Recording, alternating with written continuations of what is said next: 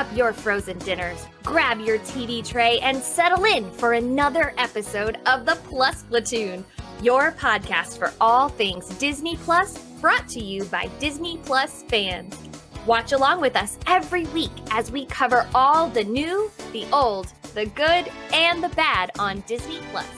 So put down that remote, don't touch that dial, and welcome your fabulous Plus Platoon host. Hey everyone, welcome to the Plus Platoon. We're a Disney Plus fan podcast that gives honest, spoiler-filled reviews of movies and shows on Disney Plus. We'll look at new releases, coming attractions, and we'll even go back into the vault to revisit some of the classic Disney that's on the platform. Make sure you're subscribed and you will never miss a moment. I'm going to bring in Kate. Kate, good to see you this evening. Good to see you too. I'm excited to be here. Yeah. Next, we've got Peter. Pete, how you doing? I'm doing well. I kind of feel like with what we're talking about today, I can't come up with a good joke because I know I usually like to start out with a laugh, but Are you He'll saying, be. wasn't a lot of laughs in tonight's saying movies. his humor's gone a little cold. In either one of them. Oh, that was good. That was good. So That was good. I was going to say something about the live action aunties from Turning Red, but no. Excellent. Yeah, we'll get there. And we've got Steve this week. Steve, how you doing? Hi, everyone. I'm doing well as well. Steve's back. Yay! He's back. Guys, if you have not already, please like, subscribe, share. We got some fun shows coming up. And guys, we need your help. Make sure, still asking for those suggestions. So let us know what you want. But this week, we have, we looked at a show called Operation Arctic Cure. What it did is it took military veterans who were suffering from PTSD, including, and they were kind of hosted by Bob Woodward, who was the journalist who was attacked and got hit by an IED and had like part of his brain, part of his skull shattered, etc. And it took them up to Baffin Island up in Canada in the winter and had them basically see what effect awe-inspiring sights and being out in nature would have on their bodies and their PTSD. So, guys, I'm going to start, Pete, I'm going to start with you on this one. What about the show was awe-inspiring? What about the show worked? So I thought this was very interesting. I really enjoyed like the basis for the show, the science behind the show. I don't know if that's something that like really necessarily would have made a good show, but the way they did this to take these people out into this amazing I'm going to call it wilderness, even though you think of wilderness as trees, but it's still out in the wild. And showing what they were all dealing with, or showing us a little bit of what they were all dealing with, and how this could help them heal. I thought it was really, really good story. I thought the way they put it together, it was like the right length, that we got a little introduction to each of these people. I maybe would have liked to have heard more about the program. Like, is this just like a one-time thing? And then, oh yeah, this worked well. Well, we're never going to do it again. Or are they going to start having programs like this for people with PTSD? So I guess I would have liked to maybe get more in depth about what came after it. Maybe that's a negative. I don't know. I should save that. But overall, I really enjoyed this. What did you think, Steve? I actually really liked this. I liked the cinematography, like some of the scenes there. Of course, it's National Geographic, were like amazing filming. I liked the diversity of the participants. I felt like there's people of different backgrounds, so I found that fascinating. And like, I agree with you, Pete. I think it was like just the perfect length that kept me interest through it. I didn't find myself like going to my phone or being distracted by other things. Yeah. Okay. Yeah. For me, guys, since I was the one that picked this, I actually watched this ahead of time. And I was like, I thought it was a very, very interesting prospect because we all know someone who had either suffers from PTSD or large amounts of depression and acts like, they're not sleeping. They can't be around large other groups of other people.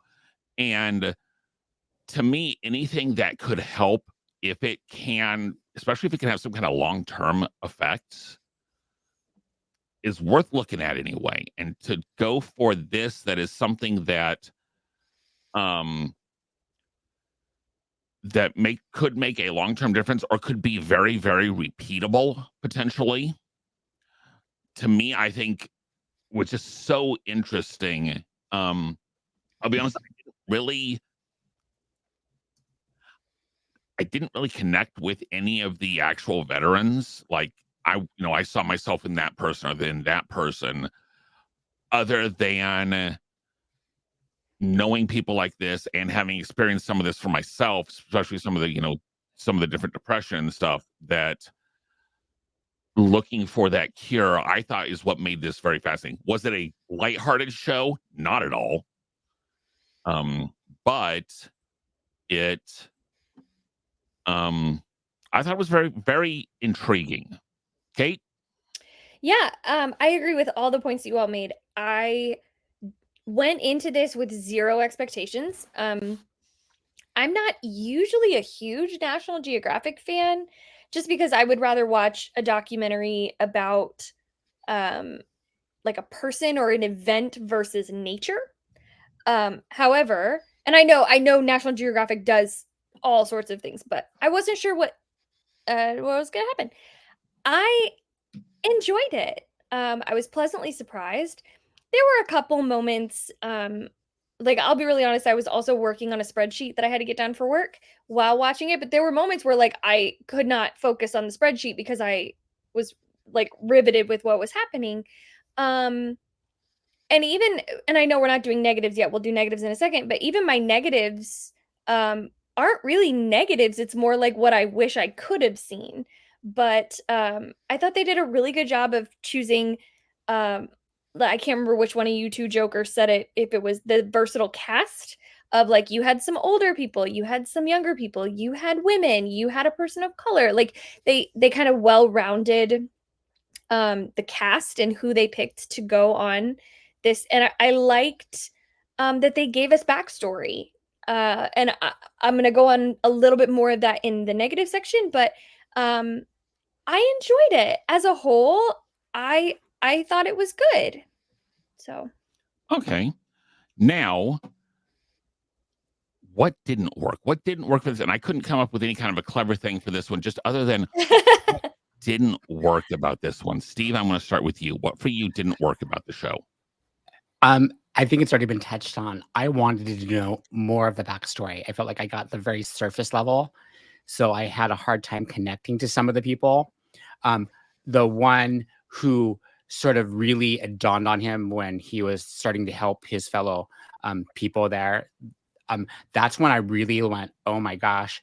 But I just wanted to know more of their story. And especially after the fact, I felt like it was a quick wrap up. And it's like, yeah, I'm feeling great. I wanted more of the backstory. Like, I had a hard time connecting to some of them. That was the biggest thing that I had. Okay. For me, being the very analytical minded, I wanted more. Okay, was this effective long term? What did their saliva samples say? As far as, was it just a mental change or did it actually change their chemistry? Is this something that is viable? Is this something that they're going to keep researching and keep doing? Or is this just yeah, they felt good, but then there's not really, is the reason they didn't tell us all the results afterwards that it didn't work? Right. Yeah, right. I mean, and I've tried to do some research about this. There's nothing. There's no Operation Arctic Cure results. Or when was this filmed? Year ago, I think 2000. Okay. It was just released, but I think it was done in 23. It was post-COVID. So they may not have the data yet. They'd have some. They'd have at least some data, because like they'd have at least go back and add a 30-second tag per person how they're doing 6 months on. Mm. Give me some kind of a yes, this is working, or no, we fess up and no, this didn't work. And it's just that cloudiness Mm. bothered me. So, Kate? You both said exactly what I was going to say. I just wanted them to go deeper. I almost wanted this to be maybe do a little bit shorter episode, like make it episodic, do a little bit shorter episodes, but have each episode focus on a person. And have their journey together. I'm not saying they have to be like 45-minute episodes, but I just, when the last guy, I think his name might have been Nick, maybe, the last guy joined, I was like, wait, someone new is joining? And I paused it. I was like, there's 15 minutes left in this documentary, this movie, and they're having him wait, what? And so I don't think this would work well having like 10 episodes a season, but I do think that we didn't get enough backstory. I wanted to hear more about their story. I know it was heavy with like what a lot of these people saw, but tell me about what else you have done to try to combat the PTSD and what brought you here. What, Derek? I would say that I would agree with. The more backstory, you run the risk of really turning it into Own the Room. I'm sorry. You do, but I don't wanted. I don't think it could have been much longer. I don't think No, more well, than another five. No, you more needed than, to break more than it another up. 5 or 10 minutes. You And needed to break it up. You needed to. but I don't know that I would have watched the second episode. Boy, if you interrupt me one more time, I am gonna throw my elbow right next. It's gonna happen. But so you're looking to the wrong elbow. So anyway. But I wanted, not only did I want backstory, I wanted more backstory. And I wanted a little bit more on the science of the cortisol. Like, I wanted more of the science, even though I am not a science person. I am not a math person, but I wanted more of the science of like, why saliva versus blood? Why, and how often did you test them? Like, I just wanted more of the science of it to help me understand. And, yeah, I mean, I wish that we could have dug a little deeper and have a after the Arctic episode to show 6 months later, would you go do it again? Did this actually help you? One story that stuck out so hard to me in my mind, and this is partly because my best friend's husband is military, so her family's military, is when he said, and this is a trigger warning for anyone who's listening to this that might need it. I had the gun to my head, and then I went to my superior and I said, I have to go now. I know that the military doesn't work that way. Like, the military is like, are you sure? There's so many hoops to jump through that I want to know how that story ended. Did you get sent home right away? Did they have to put you through psychological training? What happened next? So I really liked this show. I just wanted it to go deeper. It felt very surface level as you can get for telling people super heartbreaking stories. I wanted it to go a little bit deeper. So what about you, Pete?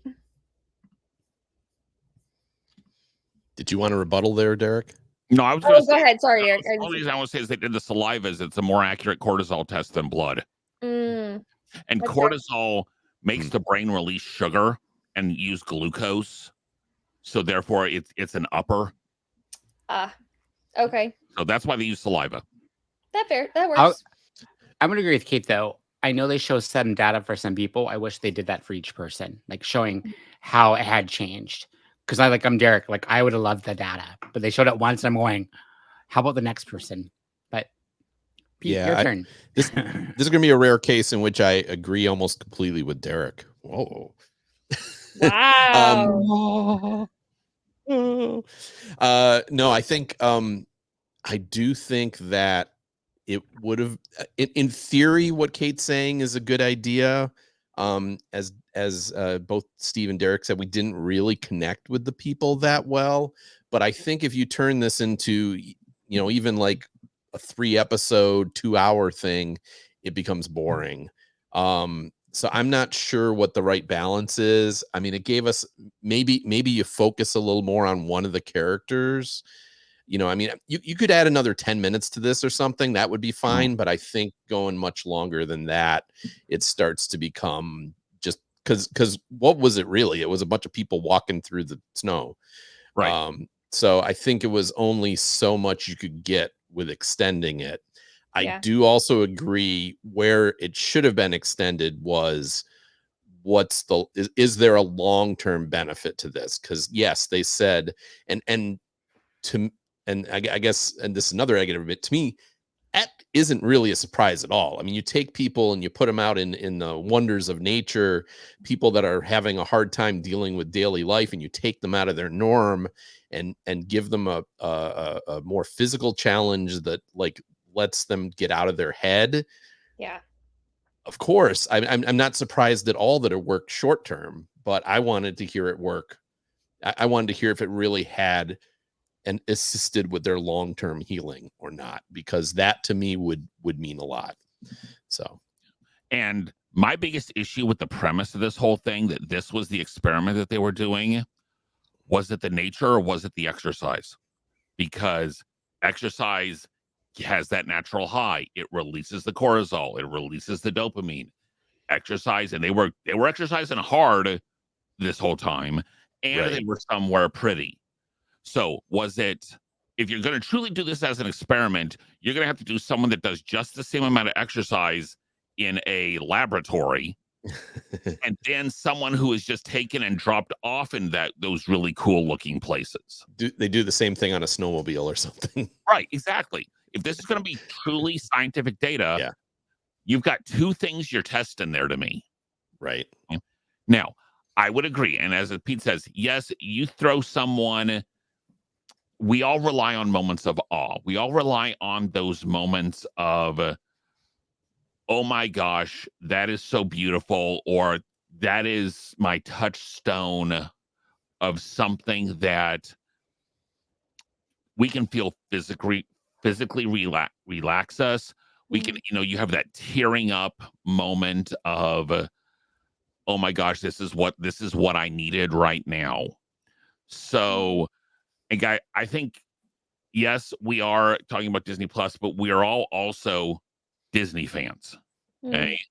And to me, the Disney World is built around moments of awe.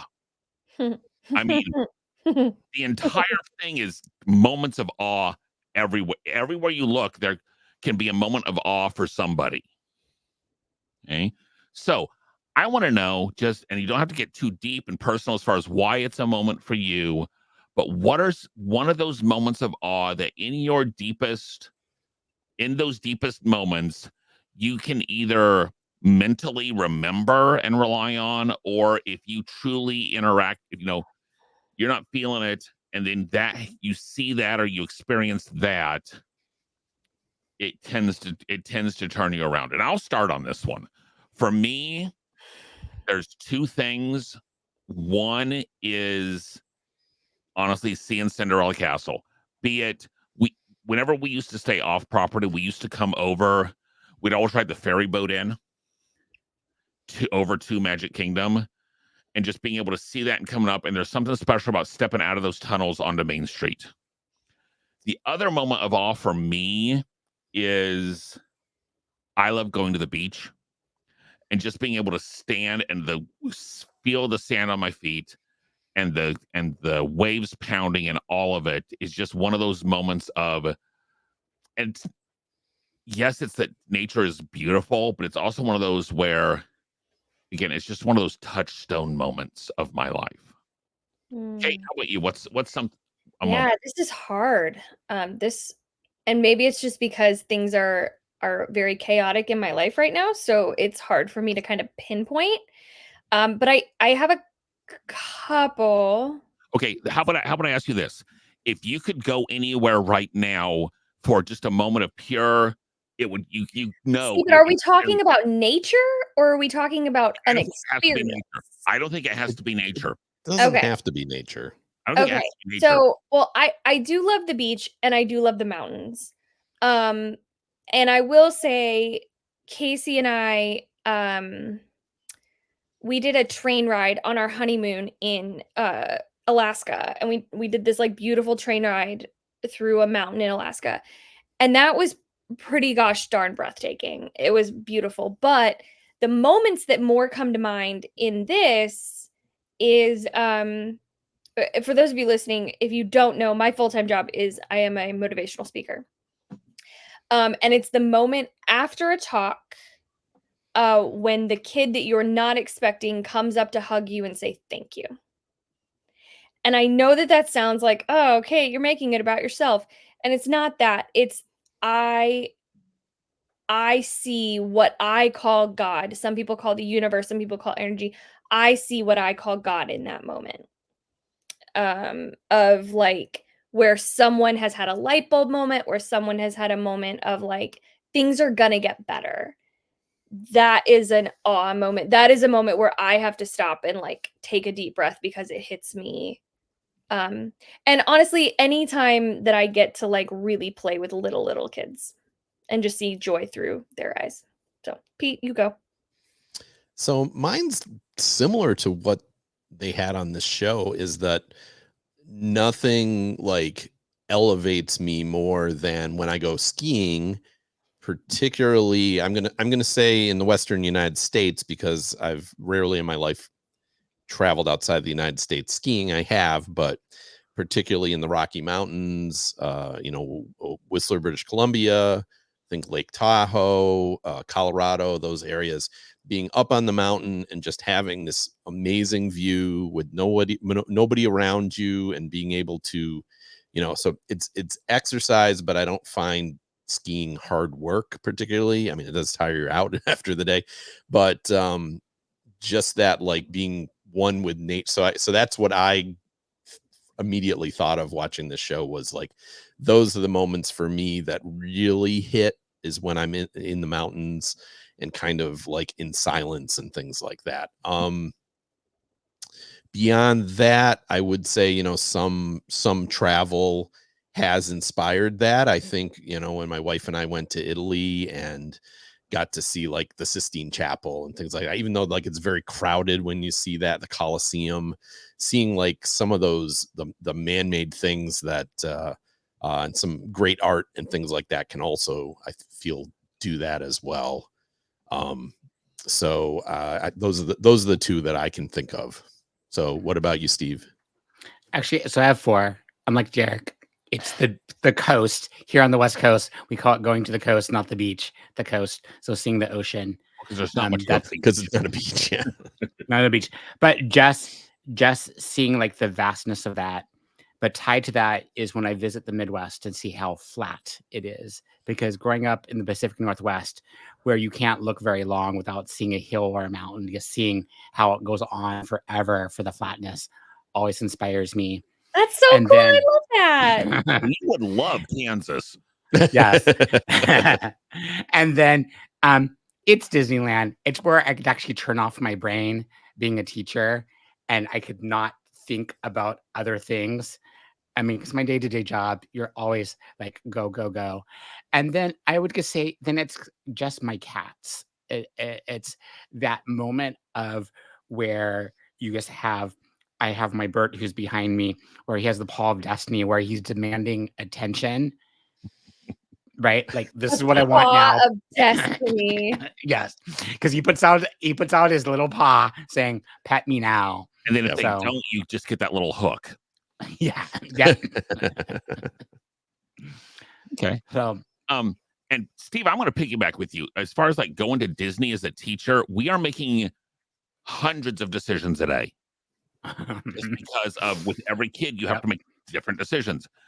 And yes, you're making those decisions at Disney, but my wife would say that she can tell the moment, like it's almost that moment when you at Disney World when you cross under the sign. But for her, she says she usually sees it with me whenever we get on whatever transportation we're taking to get there. It's just one of those, she can see that Yeah. peaceful that the come over our face that so many people get ramped up for going to Disney. We're the ones that just Disney relaxes me. Yes, it's organized and you have to have a plan and etc. Yeah. But it's totally different decisions. So Yeah. I Right, will and say, but having a plan isn't scary to you guys or me no, either. no. Yeah. I will say, I used to have a moment when I was doing, when I was friends with Mickey in the electrical parade, and we would take, because the electrical parade stepped off in Town Square and then ended in Frontierland. And so we would go around the castle, and I always, when we would pull in front of the castle, I would always look up and kind of salute or thank. That was my way of thanking Walt. And that was a pretty, every time that was a pretty, that, and in Dream Along with Mickey, when Mickey Mouse would say, "Take the dream with you wherever you may go." That was also pretty cool. Pretty And, awesome. and you mentioned the parade. For me, my number one moment in all of Disney, and Pete, I know you can't stand it, but is that opening bass note to Barocco. Just the deep bass, and then it goes into the thing. It's just it's not that I can't stand Barocco down. It's that it's like, I don't know. It's like an earworm and also annoying at the same time. Don't cut me off. No, what Pete doesn't realize is I have a button right here that I can push and play it. So, we'll save that. I don't mind it. Okay. All right. So as we always do whenever we watch a show like this, and this one I think is going to be a little bit tricky because it's not like it's a movie that we either liked or didn't like. I think we all had some kind of at least somewhat of mixed feelings about this. There were parts we didn't like, parts we did like. But we always do pixie dust ratings out of 5 on a show we watch. Kate? Yeah, I'm going to give it a 2.5. I enjoyed it. I probably won't go and watch it again. But I really respect what they were doing. I respect them trying to help veterans. I give it a solid 2.5. Yeah, I think on a normal scale, because usually I think about rewatchability, but this is a different kind of show because it's not, it's not Avengers or something like that, right? This is a dramatic, biography or whatever, documentary. So I'm going to grade it on a slightly different scale. I'm going to give it a 3.5. It's, again, probably higher than I would give it if it was a drama or something like that. But I think that it made me think a little bit. It kept my interest. I would recommend it to other people. I think from that standpoint, I think giving it a 3.5 is fair for me. And I agree with you, Pete. I'm giving it 3.5. Actually, I really liked it. I was fascinated by it. I'm not going to watch it again, but I really enjoyed it. 3.5. And I'm going a solid 3. Just because, again, now Kate, you also have to remember I'm the lowest? Yes, you're the lowest. And actually, I thought you would be on this one. I really thought you would be on this one. But I'm the documentary lover of the group. You say that. Ah. But yeah, I mean, we all love documentaries. Come on. I actually watched this. So I watched this about a week and a half ago when I was basically previewing it to make sure it wasn't going to be terrible. And so that's why I did kind of go into this, is I knew that it wasn't going to be horrible, but I watched it again today and I found the problems stood out more than what I liked about it. But still, I think it's worth a watch at least once. So I'm going to give it a 3. Yeah. So, okay. The other thing we watched this week was a Oscar-nominated documentary short called Nai and Wai Po, about these 2 elderly ladies who live together and have a family member come and tape what their life is like. And they are your 2 eccentric little old Chinese ladies. Okay, guys, was this entertaining or the best 15-minute nap since Carousel of Progress? And Kate, Oh, I'm God. gonna let you kick off on this one. This was just rough. And I love little old ladies and little old men. Like, when I saw this, I was like, this has the potential to be very, very funny. Like, this has the potential to be really good. And I believe I texted Derek about 6 minutes into the 16-minute documentary, and I was like, this is putting me to sleep. This is not good. This is not good. I wanted to like it. I think that I would want to be friends with those two, but I just couldn't. I couldn't get into it. Couldn't. Sorry. Wah, wah. Go ahead, Pete. Oh, come on, guys, fart jokes. She could fart on command. That was impressive. I'll give her that. That was impressive. Yeah, I just thought, like, how is this different from me, like, going and filming my mom and one of her best friends for a couple weeks and editing it together, and them being like, yeah, we like being silly. Hey, I mean, it was fine. There's nothing wrong with it. I wasn't angry that I lost 15 minutes watching it. But it was not anything that all I could think of after watching it was, this is a best documentary short nominee. There's got to be What were something the better than this. others? Yeah, pretty much. Steve, what about you? I'm in the minority. Oh my gosh. Actually, I really liked it. And maybe it made me think of my grandpa. My grandpa had his birthday was the day before mine, so we always celebrated a lot. And also, I think just as my dad gets older, I guess it touched me. I mean, there's not a lot going on. There's like in the message, it's just them living their lives and just how do they see their lives as it's nearing the end. So I really enjoyed it. I thought it was touching. Yes, there were some boring parts, but I really enjoyed it. I mean, I could see why it was not nominated. It's pretty much a love story for the filmmaker to his grandmas. So Yeah, I suggested this one on there were a couple of different sites that are like I usually trust as far as their opinion. Like a couple things on different Entertainment Weekly said, this was going to be, they laughed so hard the entire time, and I'm like, Kate, it's right. It's not quite Carousel of Progress nap worthy, but it's a good second or third viewing of Tiki Room nap worthy. Oh, I can Tiki Room. Okay, sorry. It's Hall of Presidents. No, it's American Adventure nap worthy. Because American Adventure has a couple of different moments where you like it, but there are some points in there where you can just doze off until they start singing about the Golden Dream. I did laugh out loud a couple times during this. I will say that. I did too. And I will say this one was really hard because you had to actually watch the screen. Yeah. Oh, for sure. Yeah. Because it was all subtitles. Yeah. Which fine. But yeah, I don't see how this is a best documentary nominee. And if it wins, maybe you should go film, your mom and her best friend, because it can't be much worse than this. Except this probably. Anyway, never mind. I'm gonna stop talking now. They don't pick and peel apples together though, so I'd have to. Or fart in bed with each other. No, that's true. They don't fart in bed with each. I've never caught my mom farting on purpose. So yeah, that was impressive.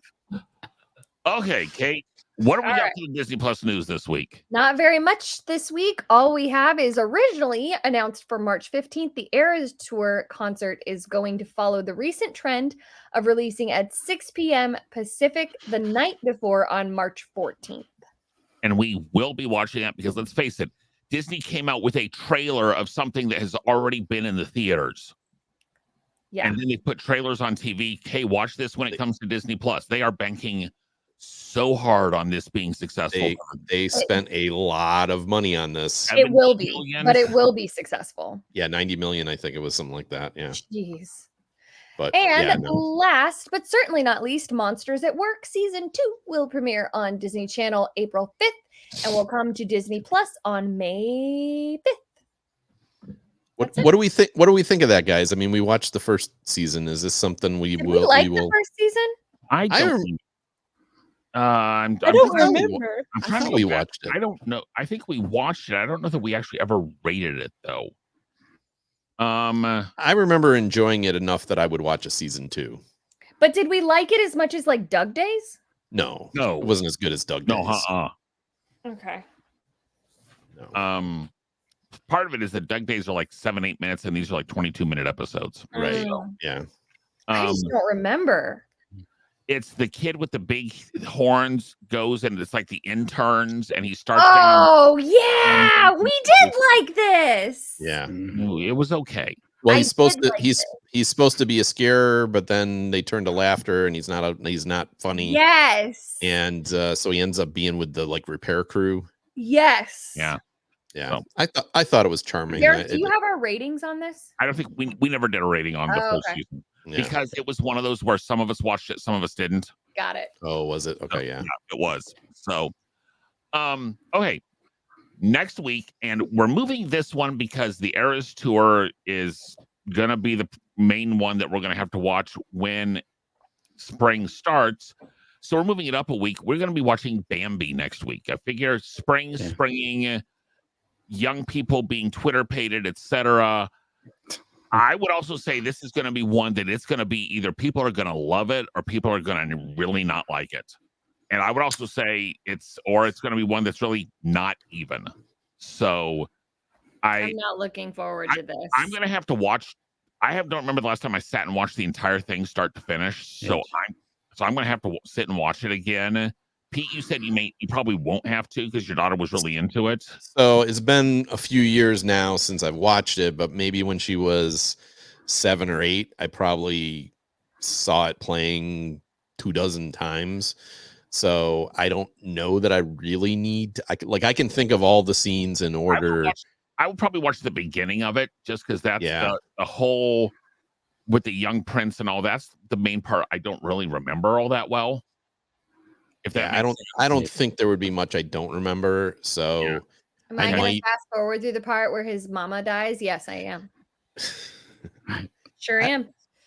it's sad, but as an adult, I don't think it's as traumatizing as traumatizing. Yeah. Not going to risk it. Good. Not going to risk it. Okay. All right. Guys, if you have suggestions, April's going to be kind of thin. May, we really got some openings. So if you have suggestions, please email us at plusplatoon@gmail.com. We respond to all sorts of messages. Anywhere you message us, we will respond unless you are trying to, message me to say you are going to help me with my search optimization and get me 30,000 new likes in the next week, because forgive me for believing that you aren't real. Right, so we have new episodes coming. I'd settle for 10. Yeah. New episodes coming on Thursdays on YouTube and all the major podcasting services for Kate, Pete, and Steve. Gina, who is at Disneyland this week. We will see everyone next week with Bambi. Bye, guys. Bye. Hey. Thanks for watching this week's episode of the Plus Platoon. Be sure to subscribe to the Plus Platoon podcast to keep getting great content each week. Then head over to Apple Podcast and leave those 5-star reviews, as they help make the Plus Platoon visible to even more Disney Plus fans. Also, go to YouTube and like and subscribe to the Plus Platoon channel, where you can watch all future episodes live.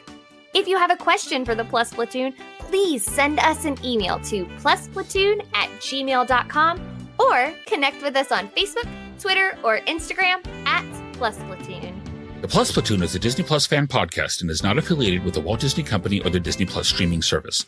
All opinions expressed on the show are solely those of the individual hosts and in no way reflect the views of the Walt Disney Company. Thanks for watching, and be sure to stay tuned for next week's episode, because the Plus Platoon is to be continued.